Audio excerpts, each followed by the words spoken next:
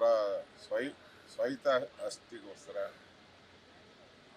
ಅವರು ಲಂಚ ಲೂಟಿ ಮಾಡೋದಕ್ಕೋಸ್ಕರ ಈಗ ಪೆಟ್ರೋಲ್ ಆಯಿತು, ಹಾಲಿನ ದರ ಆಯಿತು,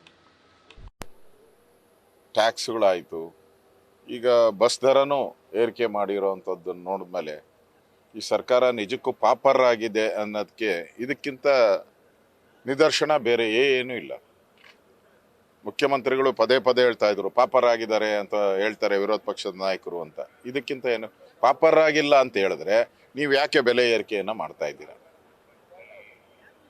ಹಿಂದಿನ ಸರ್ಕಾರದ ಮೇಲೆ ದೂಷಣೆ ಮಾಡ್ತೀರಾ. ಕೋವಿಡ್ ಬಂದಾಗ ಇಡೀ ಪ್ರಪಂಚ, ನಮ್ಮ ಸಾರಿಗೆ ಸಂಸ್ಥೆ ಅಂತಲ್ಲ, ಇಡೀ ಪ್ರಪಂಚದಲ್ಲಿರೋ ಎಲ್ಲ ಸಾರಿಗೆ ಸಂಸ್ಥೆಗಳು ಲಾಸಲ್ಲಿತ್ತು. ಬಿಕಾಸ್ ಯಾರು ಬಸ್ ಹತ್ತುತ್ತಾ ಇರಲಿಲ್ಲ.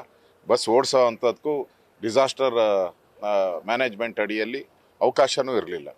ಒಂದು ಸೀಟ್ ಬಿಟ್ಟು ಒಂದು ಸೀಟು ಈ ಥರದ್ದೆಲ್ಲ ರೂಲ್ಸ್ ಇತ್ತು. ಇವರು ಅದನ್ನು ನೆಪ ಮಾಡಿಕೊಂಡು ಇವತ್ತು ಬೆಲೆ ಏರಿಕೆ ಮಾಡಿರುವಂಥದ್ದು ಅಕ್ಷಮ್ಯ ಅಪರಾಧ.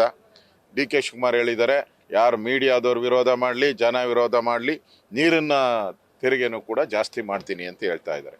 ಅಂದರೆ ಈ ದುರುಳ ಸರ್ಕಾರ ಜನರನ್ನು ಸುಲಿಗೆ ಮಾಡೋಕ್ಕೆ ಹೊರಟಿದೆ. ಜನರನ್ನು ಸುಲಿಗೆ ಮಾಡ್ತಾ ಇದೆ, ಜನರಿಗೆ ಮೋಸ ಮಾಡ್ತಾ ಇದೆ.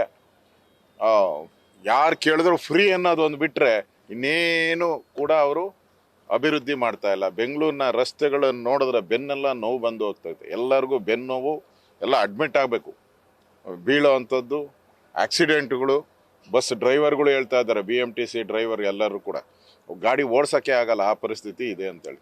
ಇಷ್ಟಾದರೂ ಇಷ್ಟಿಲ್ದೂ ಕೂಡ ಬಸ್ ದರ ಏರಿಕೆ ಮಾಡಿರೋವಂಥದ್ದು ಸರಿಯಲ್ಲ.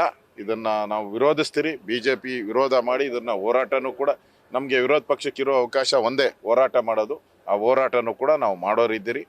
ನಾನು ನಮ್ಮ ರಾಜ್ಯದ ಅಧ್ಯಕ್ಷರ ಜೊತೆ ಎಲ್ಲ ಚರ್ಚೆ ಮಾಡಿ ಇದಕ್ಕೆ ಒಂದು ಹೋರಾಟವನ್ನು ಮಾಡಿ, ಈ ದರ ಏರಿಕೆ ಮಾಡಿರೋವಂಥದ್ದು ತಪ್ಪು, ಇದರ ವಿರುದ್ಧ ಹೋರಾಟವನ್ನು ನಾವು ಮಾಡ್ತೀವಿ. ಸರ್, ನಾಳೆ ನಡ್ಡಾ ಅವರು ಬಿಜೆಪಿಯ ಪ್ರಮುಖ ಫಂಕ್ಷನ್ನು ಇದೆ, ಮಧ್ಯಾಹ್ನ ಯೋಗ ಕೇಂದ್ರದ ಫಂಕ್ಷನ್ ಇದೆ. ನಾನು ಅಲ್ಲೂ ಕೂಡ ಅಲ್ಲಿ ಜೊತೆ ಇರ್ತೀನಿ. ಸೊ ಭೇಟಿ ಮಾಡ್ತೀರಿ. ಪಕ್ಷದ ರಾಷ್ಟ್ರೀಯ ಅಧ್ಯಕ್ಷರು ಬಂದಿರೋದ್ರಿಂದ ನಮ್ಮ ಸಮಸ್ಯೆಗಳೇನಿದೆ ಮತ್ತು ಪಾರ್ಟಿಯ ಹೋರಾಟಗಳೇನು ಮಾಡಬೇಕು ಇದ್ರ ಬಗ್ಗೆನೂ ಕೂಡ ಚರ್ಚೆಯನ್ನು ಮಾಡ್ತೀವಿ.